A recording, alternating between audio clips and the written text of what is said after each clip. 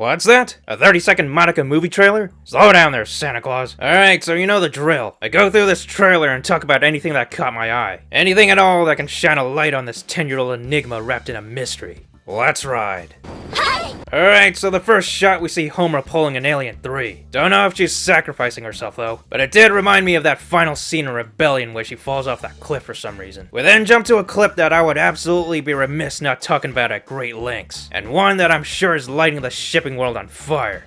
Again. So we see Madoka and the Red Eyes Black Devil busting a groove. And I guess I might as well point out something kind of peculiar. Homer has a slightly different look going on. A slightly different hairstyle, a slightly different headband, and a slightly different Mitakihara uniform. The latter applying to the other characters as well. Even everyone's magical girl outfit is slightly different. That's kind of the best way to describe the look and feel of this actually. Slightly different. Kinda like the Star Wars Special Edition, but just not as egregious. Obviously, we saw all this in the first Madoka movie trailer, but it's worth going into. One of the ongoing theories I've heard is that this isn't the Homer we know and love. In fact, it could very well be Kyubey in disguise. An obvious indication of that being the glowing red eyes. It kinda makes sense. After all, what better way to undermine Homer than to target the one and only thing she cares about? We saw this in Rebellion 2, of course, but the question remains how the hell the little bastard broke out of Homer's abuse cycle and Clayface his way to Madoka without any interference. Again, this is still only a theory, but it does start to hold more water as we continue along the video. And very quickly, I just want to stress that I don't know anything about the series outside of the anime. So if the trailer has any references to the manga or the games or whatever, it's gonna fly over my head. You're welcome to make inputs about that stuff in the comments if you want. And on a final note, I can't help but chuckle from Madoka once again being weirded out over Homer's actions here. Who the hell is this chick? And why does she keep coming on to me? Alright, moving on. We have a random shot of a weird air vent, then one of Homer's weird puppet things, and then we see quote-unquote regular Homer. Basically not the Homer we just talked about. This is indicated by her eyes and hair being normal. But yeah, she's checking herself out in a mirror looking somewhat dumbfounded. I have a theory about this that I'm gonna get to later. But for now, I was kinda curious about the wording on the hand mirror. I thought it was Latin at first, but after typing it in Google Translate, it came up as Danish. And apparently it says stupid Venus.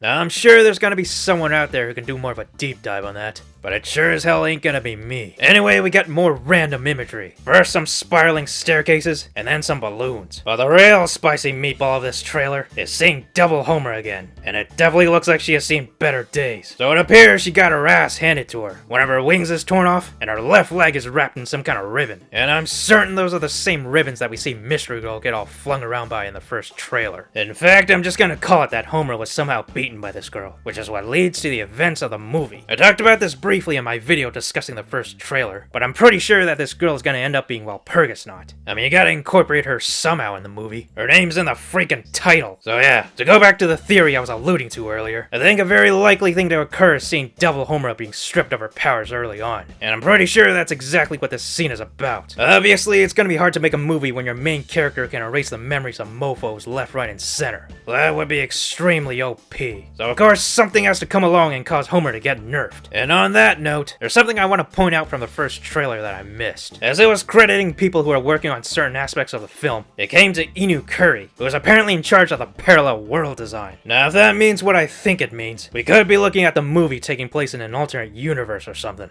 I haven't seen that idea used in a movie before. Wait, you dig on multiverses? I guess that would make sense since everything we've seen so far is slightly off. My working game theory is that after Homer is defeated by Walpurgisnacht, she's flung into this weird alternate world where a different version of her resides, and everyone got a costume update, which is probably why Homer looks confused here. Maybe she merged into the body of the alternate world's Homer. And to avoid any confusion, let's just clarify all the different Homers we've seen in the trailer so far. So first we got Phone Homer, who appeared at the beginning of the first trailer. Then we have potentially Kyubey Homer, with her red eyes and creepy grin. Then we got most likely regular Homer, in her alternate world appearance. And finally we got her alternate world magical girl appearance, which I'm sure is just regular Homer transformed. Phew, I'm glad that's all sorted out. Alright, so next we see Madoka having tea time with a new magical girl character, who I will aptly name Glasses. And no, I have no idea why there's a table set in her teacup, but this clip does look an awful lot like the scene in Rebellion where Homer and Kyoko were having lunch together. Next, we get our first look at Nagasa in the movie, and she's apparently playing with another new magical girl, who I will name Pigtails. And just to jump ahead a bit, we see that Pigtails is with Kyubey in this shot, and I'm pretty sure that she and Glasses are in cahoots with him. A little detail is that Pigtails, Glasses, and Kyubey Homer all have black collared uniforms. I mean, what else could that mean other than them being evil? And whatever their plot plotting clearly involves Madoka. Hopefully it isn't as simple as turning her into a magical girl again. Next, we come to one of the craziest imageries I've seen in general. A goddamn glass structure of a human with telephone cords inside it, surrounded by books encased in towers of glass. I don't know what the design team has been smoking all these years, but it must have been some hardcore stuff. But yeah, we see Sayaka casually strutting through all this craziness. Don't know what it all means, but it looks pretty dope. Alright, next we have Mommy elegantly eating some sweets, followed by a scene straight out of Poltergeist with some exploding pillows. And then we come to a split-second shot of Kyoko doing what she does best, eating snacks while looking oh so adorable. By the way, I know the last time we saw the OG crew was in Magia Record, but it just didn't feel right seeing them play secondary characters in a second-rate show. They're pretty much larger than life at this point, which is why it's just so refreshing seeing them on the big screen again. And obviously it means much more to me that they're getting a proper continuation of their story. Let me remind you, 11 freaking years, man. Okay, so next we see a book about to cast a magic spell or something, and then we come to my favorite Maho Shoujo in an auditorium getting flashed. It's worth pointing out again that Sayaka's face is still inexplicably wrapped in bandages. However, in that one clip when she's not transformed, she doesn't have them. So I assume this is some kind of injury she sustained later in the film. But the weird thing is that healing is her magical forte. So whatever did this to her must be real bad news. Another interesting thing is that we see Sayaka's witch appear in a single frame. Octavia von Schmeckledorf.